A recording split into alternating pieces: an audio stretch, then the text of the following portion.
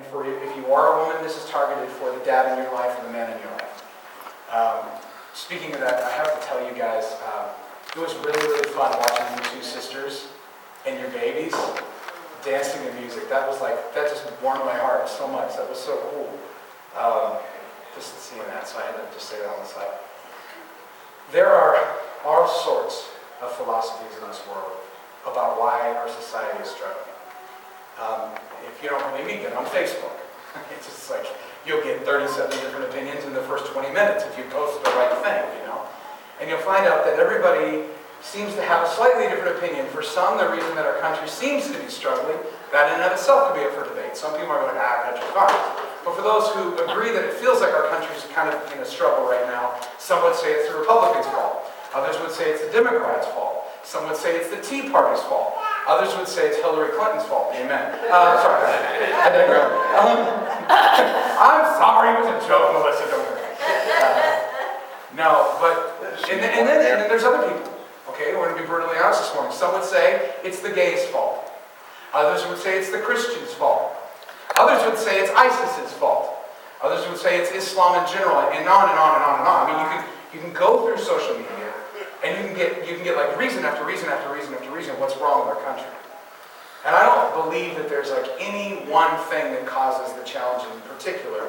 It's a hybrid of a lot of things. But I will say one of the things that I've observed in first spending years teaching in high school, working with young people, and then working in Christian radio, was the inordinate amount of moms I saw. Meaning I didn't see a lot of dads.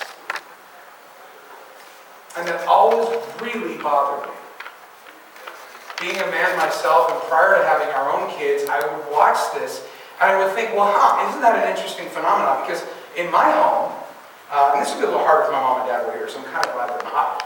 In my home, my dad was home every night. But he didn't do anything with me. And so, for me as a young man, I felt like I had an absentee father. But yet I've met thousands of kids and women whose dad isn't even around. And I realized how blessed I am, that at least my dad was around. So when we're looking at Father's Day is kind of a tough holiday, I think, in our country. Because A, you have a lot of single moms who, this is kind of a difficult holiday because they don't have a significant other, that a lot of them wish they did. I know some single moms that are perfectly happy being single moms and they're rock stars at it. But I know more single moms that wish they weren't. And so Father's Day is a rough one because there isn't a father around. For some of you here that's not your situation, Father's Day could be a bit of a difficult time because the dad in your life was not a good dad.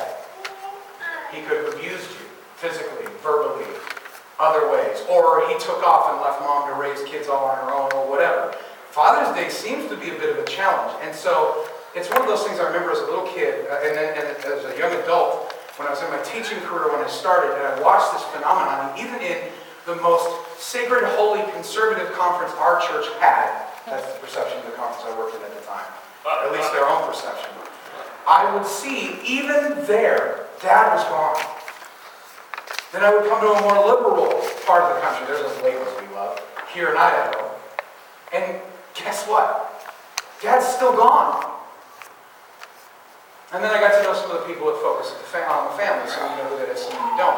And I learned that one of their core missions is to get Dad back in the home because they saw the same thing. Father's Day is a tough one because I think a lot of those from our gender have bailed.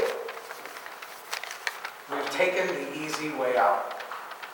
Now, if you are a man here who is divorced, don't hear me wrong. I'm not saying you took the easy way out because I don't know. You know, don't do what's called in college a logical fallacy. Don't hear me say that because a lot of dads have taken a flying leap, well then that must mean because I got divorced I took a flying leap. No. Some of the best dads I know are divorced dads.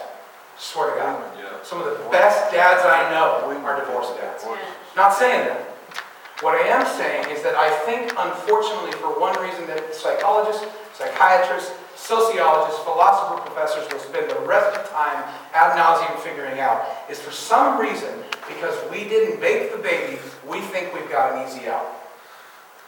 And so I see a lot of dads taking off, and it's always bothered me, because this isn't like, I hate altruisms, like because there was no dad, this kid is whack.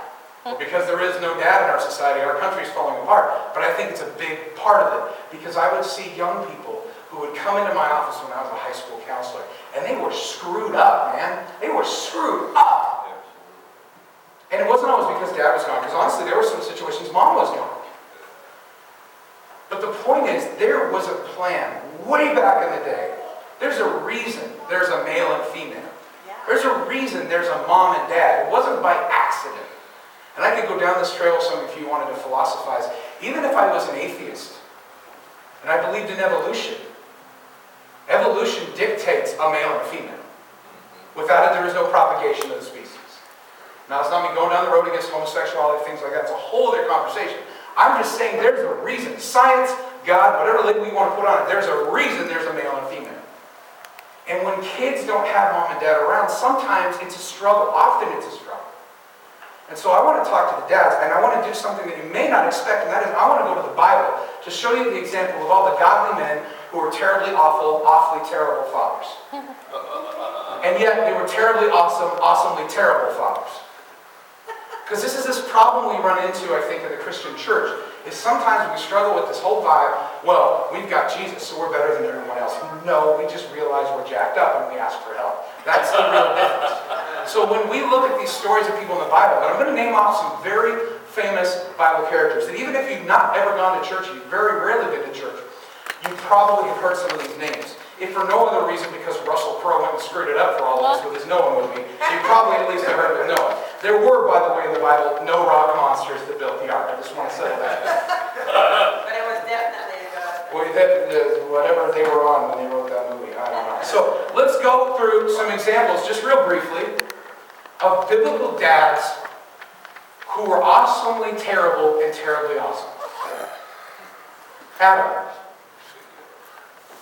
Adam is the first father, at least according to the Bible. People who don't believe in Scripture believe, it's some little primeval amoeba that crawled up out of the lake and went, hey, I'm a living being, whatever.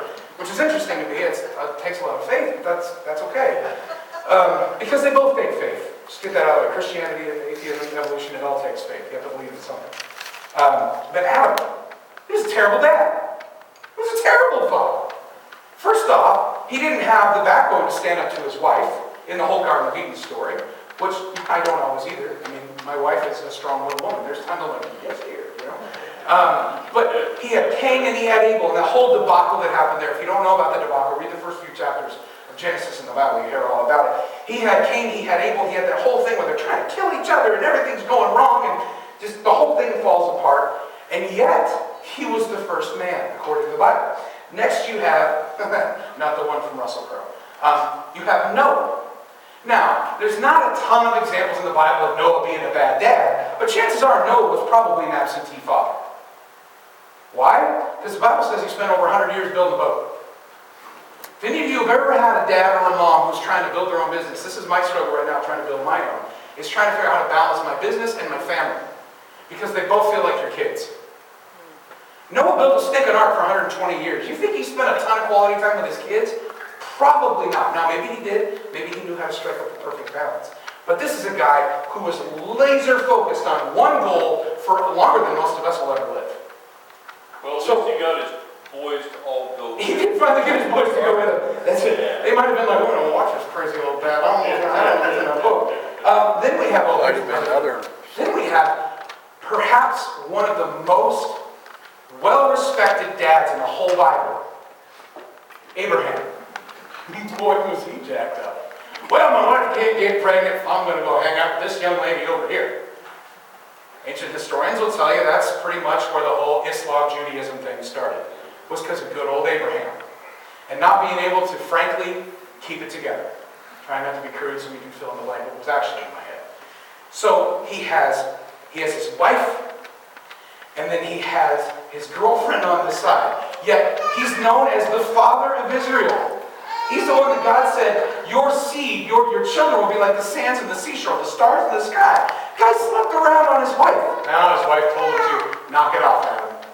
I love that. We'll talk about that story like with Abraham sleeping with, with the girlfriend. And people would be like, oh, well, his wife said he should. Okay, Adam, have we not learned from the first story when we blame the woman? Still our own fault. Nobody made him go sleep with her. So Abraham had some issues.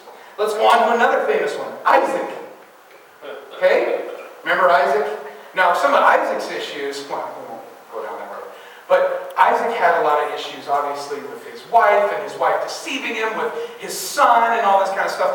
There was some kind of weird trust thing going on there. Then his sons, now we're not really told much about whether or not Esau was a dad. Jacob was. Jacob had major family issues. Now, I'm not going to tell you that Jacob was a terrible father, because we don't get an indication of that, but he was a dad that had some struggles. Because he worked for 7 years for his to-be father-in-law, and wound up with what? The wrong wife. Can you imagine? There's a show my wife and I love watching. It's called Married at First Sight. Now, they go into that willingly. You know what I mean? Like, they know they're going to be marrying someone they've never seen before. But can you imagine, like, going through the whole legal process, doing all the vows, going, how are you? Oh, you can have the other one 7 more years from now. So, Jacob's family struggles. Jacob's real issue, actually, probably as a dad, comes down to the challenge of not really loving Leah and loving Rebecca. Thank you, Rachel, sorry. And the thing is, in the Bible, it tells you that she was barren. Leah popped out kids like crazy. But yet, Jacob didn't love Leah. So can you imagine being those kids? There had to have been challenges. Yet, Jacob is a pretty big figure when it comes to the nation of Israel. It doesn't get much bigger, Jacob. Then, you get to Moses. Let's see. Moses was a murderer. He was a coward. He clearly had a temper issue.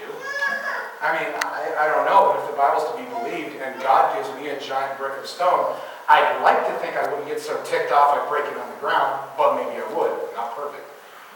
Moses, and he had some leadership challenges. His own brother turned against him. His own brother did the whole golden calf thing. Yet, Moses was the man God chose to lead his people out of Egypt, despite his issues. A couple more that you might be familiar with. This one's my favorite. Because he was called a man after God's own heart, and yet he was a terrible example to his kids. David. Dude, on his rooftop. You think pornography is a new issue? It's not. They just had the live version in David's day. Okay? He's on his rooftop, and he looks down. And the Bible, I know, the way it's written, it's kind of candy-coated, but guys, you know what happened. She was bathing in the open, and he was like, whoa. And he decided he wanted that. Now, we know David had a wife. He had kids. He was a dad already. And yet, I like some of that. And so he sends her husband to the front lines and gets him killed so that he can legally and ethically marry his now widow. That's jacked up. And this is the guy that's a man after God's own heart. And then there's Joseph. And I did a little bit of research on Joseph because I'm like, okay, Joseph is one of those places, Joseph, Jesus' earthly father, if you're not familiar with that story. It's in the New Testament, and you'll find it in Matthew and in Luke. But there's little known about him other than he had kids already. And the teaching from the early Christian church was that his wife died, so that he was a widower. Now, of course, there's people who like to do conjecture. Maybe he divorced his wife or married, but there's not really any evidence of that. The evidence is pretty much that he had been married before, she died, he had kids from a previous marriage, and it was really, really common in that time for an old guy to marry a young woman. Keep in mind, old was like mid-30s, 40s, right? But that Mary was probably 13 to 16, somewhere in there. So you have Joseph, who, there's not really any evidence of him being a bad father, per se, because, obviously, he went through a pretty big deal. Okay, you didn't sleep with anybody, you're pregnant. All right, Can you imagine being that guy today? I'm not discrediting the Bible story. I believe that God can do anything, but can you imagine being Joseph? And your girlfriend's like, by the way, I'm pregnant, but I don't know how. What would you say to a chick who said that to you today? Yeah, sure. So obviously he was a good guy that way, but if you've ever been in a family, in my family, my mom and dad are still together, but he has brothers from an earlier marriage, and as we've gotten older, I've gotten to know them better, and we've been able to heal some of those wounds. But when you're in a blended family, there's always tension. That was a blended family. So Joseph had to deal with family tension.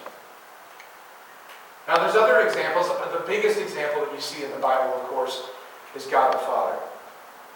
And I'm not going to go down the road like, well, he's a terrible father but that's not the point. The point with this dad list is the same point with anything as a believer.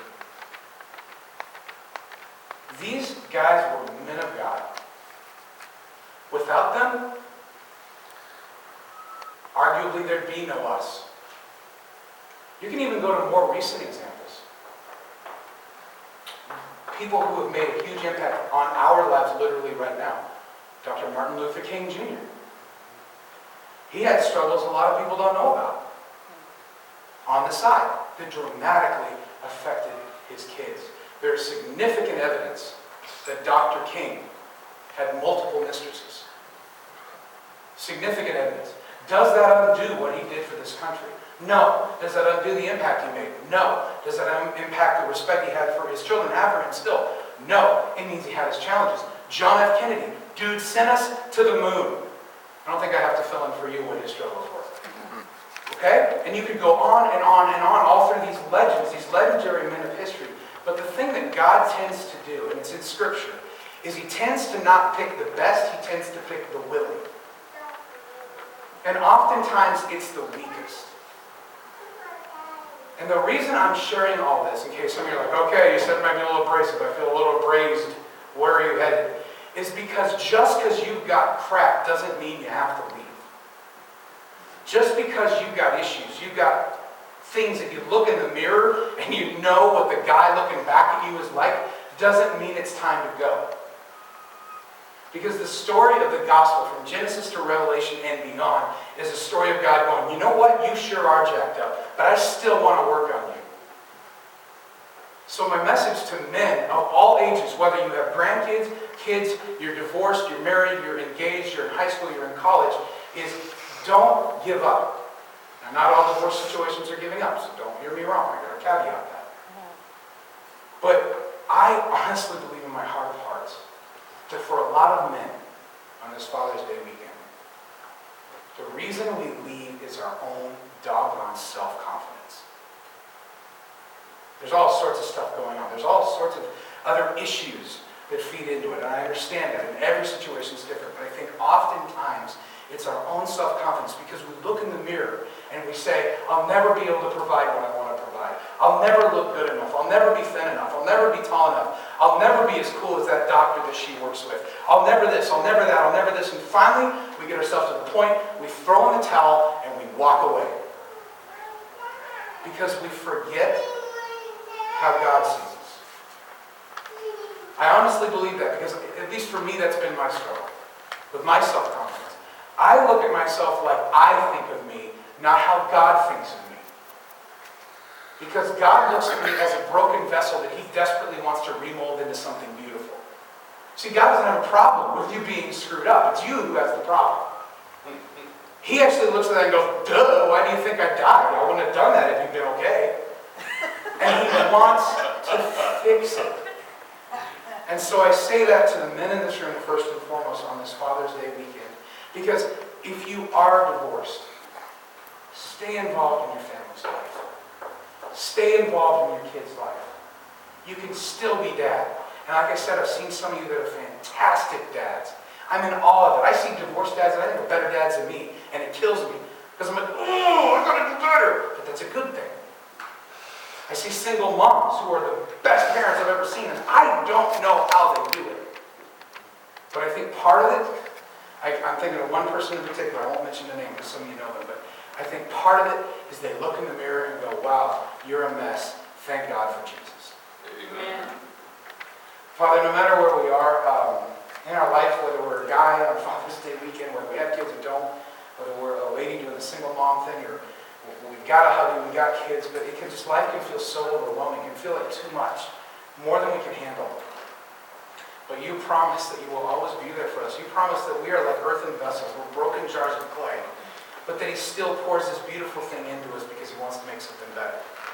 So we thank you for dads. We thank you for the opportunity to be fathers, to be mothers. And we ask that you would give us the strength to look at ourselves like you look at us.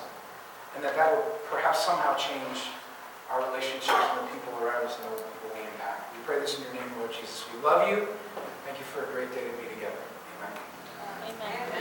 Okay, so they're all ready, but apparently I'm leading this song, so this is not supposed to be the Travis show. Sorry. Okay, so if I can get you guys to stand, though, that would be awesome. Because this song is called Hello, My Name Is.